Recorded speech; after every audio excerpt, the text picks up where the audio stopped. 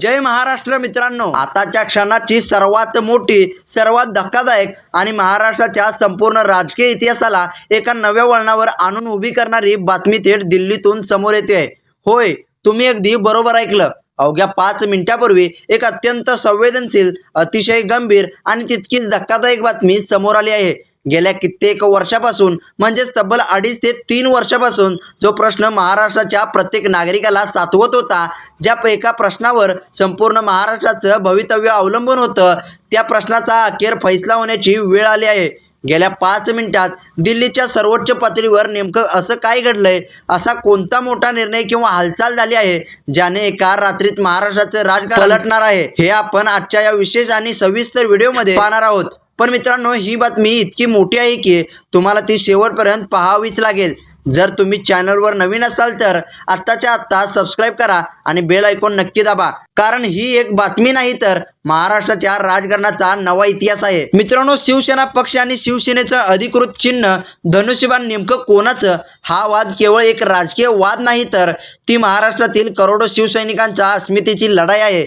या विषयावर सुप्रीम कोर्टाचा आणि हायकोर्टाचा अंतिम निकाल येणं अजून बाकी आहे. संपूर्ण देश आणि न्यायालयीन यंत्रणा यावर बारकाईने लक्ष ठेवून आहे आणि याच प्रदीर्घ प्रतीक्षेच्या पार्श्वभूमीवर आज अचानक अशी एक घडामोड घडली आहे ज्याची कल्पना कदाचित दुसऱ्या गटाने स्वप्नातही केली नसेल. गेल्या 5 मिनिटांपूर्वी आलेल्या वृत्तानुसार दिल्लीतून काही कायदेशीर हालचाली आणि गुप्त अहवाल समोर आले आहेत, जे दर्शवतात की या प्रकरणाचा निकाल आता अंतिम टप्प्यात पोहोचला आहे. पण हा निकाल समोर येण्यापूर्वी पडद्यामागे काय घडलंय, 2.5 वर्षापूर्वी तीच जखम पुन्हा कशी ताजी झाली आहे, हे समजून घेण्यासाठी आपल्याला फ्लॅशबॅकमध्ये जावं लागेल. आपल्या सर्वांना आठवत असेल की 2.5 वर्षापूर्वी महाराष्ट्राने लोकशाहीचा एक असा अंक पाहिला ज्याने सगळ्यांना चक्रावून सोडलं होतं. तब्बल 40 आमदार आणि काही खासदारांनी मिळून बंडखोरी केली. शिवसेना पक्षात उभी फूट पडली. बाळासाहेब ठाकरेंनी रक्ताचं पाणी करून उभा केलेला पक्ष एका रात्रीत दुसऱ्या गटाच्या ताब्यात गेला, असं चित्र निर्माण झालं. पण मित्रांनो, राजकारणाचं एक चक्र असतं, जे पेरलं तेच उगवतं असं म्हणतात. आज 2.5 वर्षानंतर परिस्थिती पूर्णपणे बदलली आहे. जे आमदार आणि खासदार स्वतःला खूप सुरक्षित समजत होते, त्यांच्या पायाखालची जमीन आता सुरक्षित सरकली आहे. कारण राजकारणात कोणतीही सत्ता अमर नसते आणि कायदेशीर लढाया कधी भावनेवर नाही तर पुराव्यावर लढल्या जातात. आता आपण येऊयात आत्ताच्या सर्वात मोठ्या मुद्द्यावर.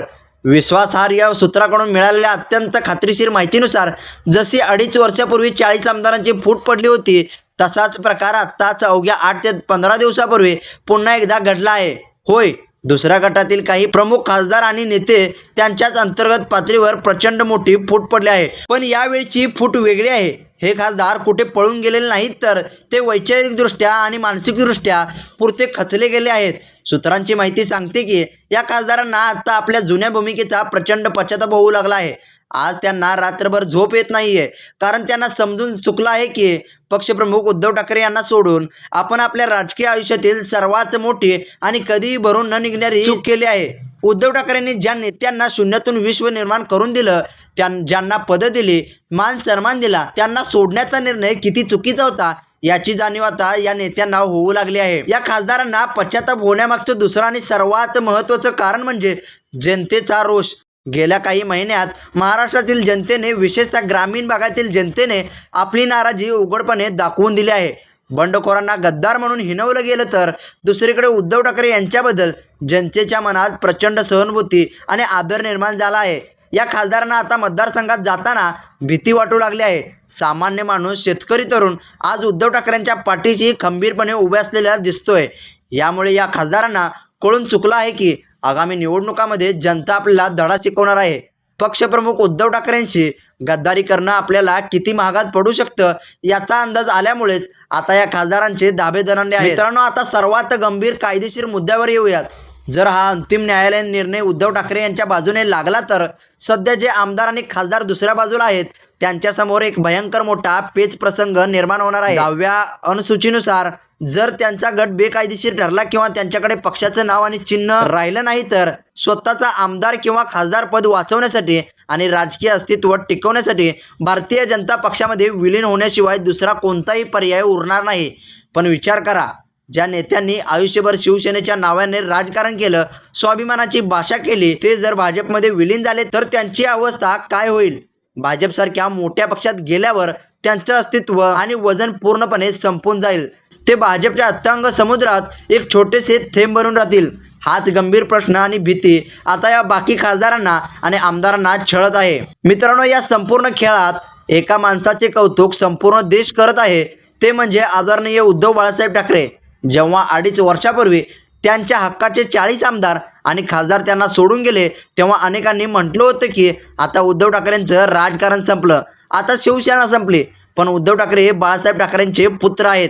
त्यांनी हार मानली नाही. आजारी असताना, पाठीत खंजीर खुपसलेला असतानाही ते शांत राहिलेले नाहीत, संयम राहिले आणि त्यांनी थेट जनतेच्या न्यायालयात जाण्याचा निर्णय घेतला. त्यांनी संपूर्ण महाराष्ट्र पिंजून काढला. कोणतंही चिन्ह नसताना, पक्षाचं नाव गेलेलं असताना, केवळ ठाकरे या नावाच्या आणि निष्ठेच्या बळावर त्यांनी लाखो शिवसैनिकांना पुन्हा एकत्र केलं. उद्धव ठाकरेंनी दाखवून दिलं की पक्ष हा आमदारांचा किंवा खासदारांचा नसतो, तर पक्ष हा तळागाळातील निष्ठावान कार्यकर्त्यांचा असतो. त्यांच्या याच संघर्षाला आज संपूर्ण महाराष्ट्र सलाम करत आहे.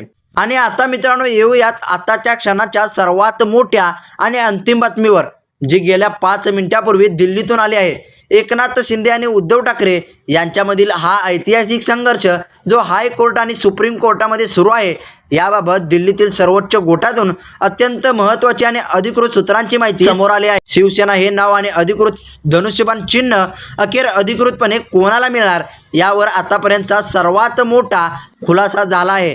मित्रांनो, सूत्रांकडून मिळालेल्या अत्यंत विश्वासार्ह कायदेशीर माहितीनुसार एकनाथ शिंदे यांच्या पक्षाकडून हे नाव आणि चिन्ह निसटण्याची चिन्हे दिसत आहेत. आणि ज्या उद्धव ठाकरेंनी एवढा मोठा संघर्ष केला, त्यांच्या पाठीशी लाखो निष्ठावंत उभे राहिले, त्या उद्धव ठाकरे यांच्या पक्षालाच शिवसेना हे नाव आणि अधिकृतपणे धनुष्यबाण हे चिन्ह पुन्हा एकदा अधिकृतपणे मिळण्याची दाट शक्यता आता वर्तवण्यात येत आहे.